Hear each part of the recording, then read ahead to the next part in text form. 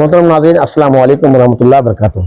एक भाई ने ये बेंगलोर से लिख के भेजा है कि मुफ्ती साहब ये बताएं, हम एक ऑफिस में काम करते हैं और हमें अक्सर जो है असर की नमाज और ज़ोहर की नमाज उसी ऑफिस में पढ़नी पड़ती है। तो जिस ऑफिस में है उस ऑफिस के जो मगरबी दीवार है, पश्चिम साइड जो दीवार है वो आईना है, वो कांच है और उसमें अपना अक्स नजर आता है। तो क्या हम वहाँ खड़े होकर हम नमाज पढ़ सकते हैं? जब हम खड़े होते हैं तो जो है हमारी शक्ल उसमें नजर आती है, तो क्या वो तस्वीर के हुक्म है? तो उसके बारे में क्या हुक्म है?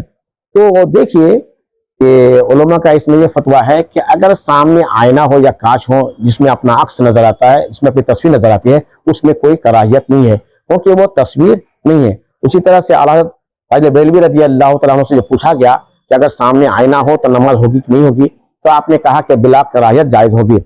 उसी तरह से सदरुल शरिया अलैहि रहमा फरमाते हैं कि आईना सामने हो तो नमाज में कोई कराहियत नहीं। सबब कराहियत तस्वीर है और ये तस्वीर नहीं है, लिहाजा ऐसी जगह नमाज पढ़ना दुरुस्त है। यानी इसका मतलब ये है, वो कहते हैं जो कराहियत होती है वो तस्वीर की वजह से होती है। सामने जो कांच में या आईने में जो अक्स नजर आता है वो तस्वीर के हुक्म में नहीं है, तो लिहाजा कराहत ही नहीं है।